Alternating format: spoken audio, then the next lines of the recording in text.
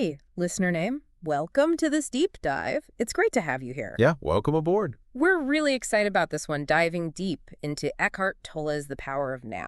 And knowing you and your thought-provoking questions. Yeah. This is going to be a really interesting deep dive. Oh, yeah, absolutely. We've gone through those excerpts you shared. Yeah. And man, there's some really potent ideas in there, some real life-changing stuff if you really let it sink in. Yeah, definitely. So let's start with something Tolle talks about right off the bat. This whole idea of you are not your mind, Right. escaping the mental noise. What do you make of all that? Well, it sounds deceptively simple, right? Yeah. But he really unpacks it in a powerful way. He starts with this image of the mind as this like relentless chatterbox, this inner monologue that just never seems to quit. We all know that voice, right? Oh, yeah. Sometimes it's helpful, but Sometimes it's like that roommate who will not stop exactly. rehashing the same old dramas. Exactly. It's like, come on, Yeah. give it a break. And, Tolle's point is that most of us, we're so fused with this mental chatter that we actually mistake it for our true selves. It's like we think we are the chatter Yes. when really we're something much bigger than that. It's like we're so caught up in the movie playing in our heads Yeah. that we forget we're actually the ones holding the projector. And we can change the channel, right? Exactly. And this idea, it actually resonates with a lot of psychological schools of thought, too. Yeah. We're bombarded with stimuli constantly. Yeah, Like, yeah. it's like mental overload. And it leads to this sense of fragmentation. Like, Yeah. we're not really whole. Right. And Tolle's saying it's not just overwhelming. He's saying this disconnect from the present moment, this like dwelling in the past or future is actually the root of unhappiness. He doesn't pull any punches, does he? No, he It's peaked. like, this is the source. Yeah. This is where it all starts. Right. And he uses this great analogy. He says, just because you can solve a crossword puzzle Okay. or build an atom bomb doesn't mean that you truly use your mind. So you can achieve all these incredible things and still be totally disconnected from your Exactly. own mind. It's like, what's the difference between just operating on autopilot versus like really being in the driver's seat of your mind? Right, like really harnessing that power that Tolle's talking about. That's the heart of it. It's about recognizing that we have this power to choose, Okay. to hit the off button on the mental noise. Like a remote control for your mind. Exactly. And to tap into a deeper stillness within. So it's not about becoming some kind of mindless zombie. No. Right. We're still using our minds, but it's more like we're using them in this focused, intentional way. Exactly. He talks about oscillating between thought and stillness. Okay. So it's like meditation in a way, cultivating the ability to observe our thoughts without getting completely swept away by them. Right. So it's like creating space between the notes. Yes. Allowing for that silence to emerge Beautiful. in the symphony of our minds. And it's in those moments of stillness that we can really connect with the deeper part of ourselves, wouldn't you say? Absolutely. And that brings us to what Toll calls the now, Okay. that ever-present awareness that exists beyond all the chatter of the mind. Okay, so this is where it gets really interesting. It does. Because he's saying that the present moment Yes. is not just this fleeting thing. No. It's actually the key It's every. to unlocking this whole other dimension of experience. It's the only place where life is truly happening. So tell me more about why this moment matters so much in Tolle's view. It's really about where life unfolds. Yeah. Right? It's not some abstract idea for him. It's about like really experiencing being alive. Right here, right now. Exactly. But that's easier said than done. Right. That Because our is. minds are constantly like yanking us back into the past, replaying all those old regrets, Yep. or like catapulting us into the future to fret about things that haven't even happened yet. And that's exactly what Tolle wants us to see through. Yeah. Like he's dismantling our obsession with the past. Yeah. Well, the guilt, the regret, the what ifs, Yeah. and then the future, which is just this breeding ground for anxiety and worry. It's like that saying, worrying is like paying interest on a debt you may never owe, Yes. right? Perfect analogy. I love that. And, this whole idea of like escaping the clutches of the mind, Yeah. becoming present, it's not just some new agey thing either. Yeah. There's some really interesting parallels in various spiritual traditions, Well, yeah. even in modern psychology. Yeah. Like mindfulness practices, for Yeah. example, emphasize paying attention to the present moment without judgment. So we're talking about cultivating a different kind of awareness, Yes. being present in our bodies with our senses instead of getting lost in that whirlwind of thoughts. Exactly. And, Tolle offers us a really interesting invitation. He says, find out if you have any problem at this moment. Not tomorrow or in 10 minutes, but now. Do you have a problem now?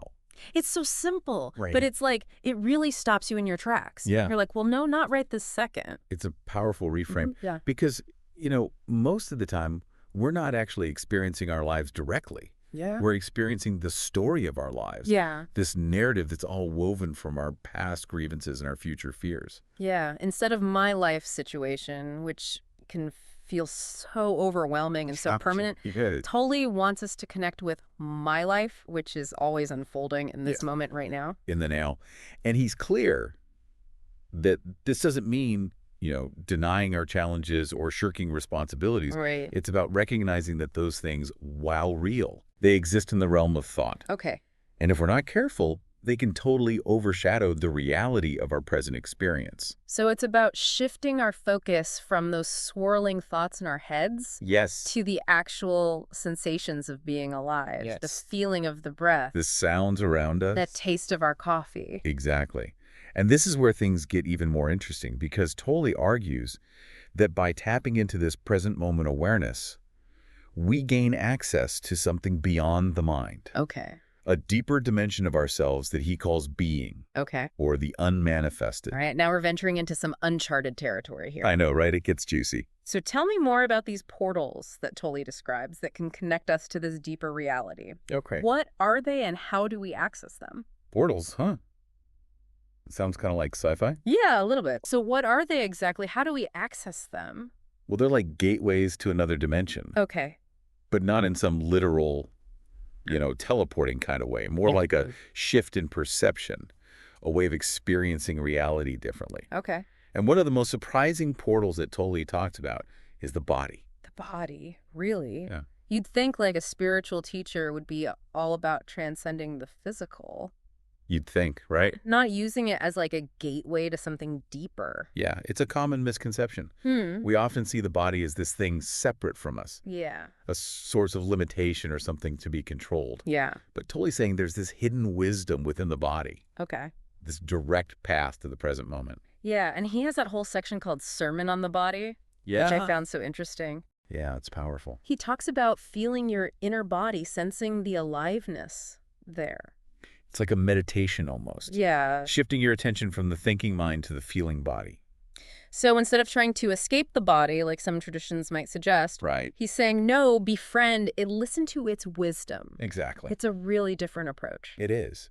And he also talks about the cessation of thinking as a portal to the unmanifested. Okay, before anyone listening freaks out, Right. he's not saying we all need to become monks and take a vow of silence. No. We still need our minds, Yeah. right, to navigate the world. Do our taxes. Exactly. Yeah. But he's pointing out that our thoughts, they're not the totality of who we are. It's like hitting the pause button on a movie. The Yes. screen goes blank, but Yeah. the projector's still there.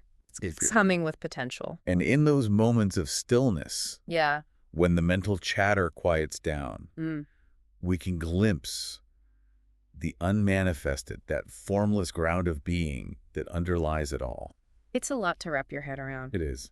But I think that's what makes Tully's work so compelling, you know? Yeah. He's asking us to question everything we think we know about ourselves. Our basic assumptions about reality. Yeah, and that can be kind of unsettling, Absolutely. but also incredibly liberating. Because once you realize that your true nature isn't bound by the limitations of your mind, Yeah.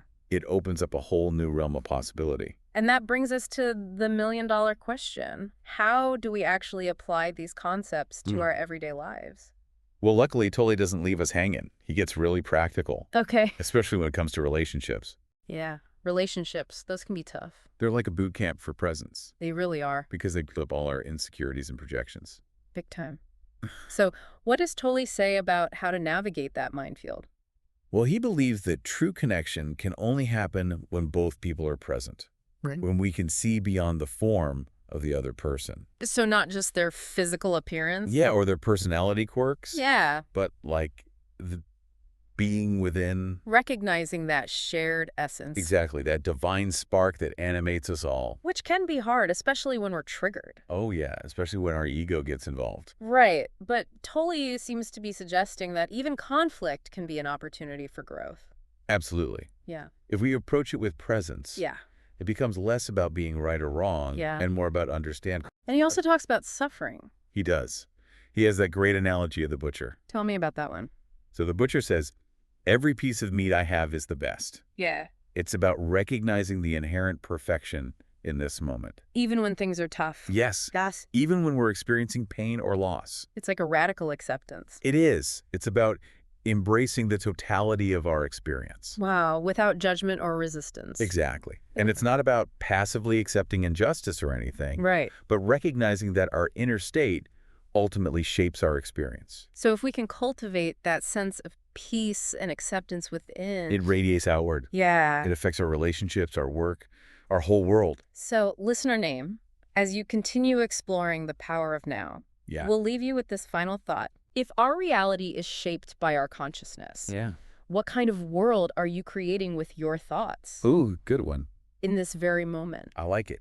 It's a powerful question. Thank you so much for joining us on this deep dive. Yeah, this was fun. Always a pleasure chatting with you. Likewise. And listener name, we hope this has sparked your curiosity. And maybe even inspired you to explore the power of the now. See you next time.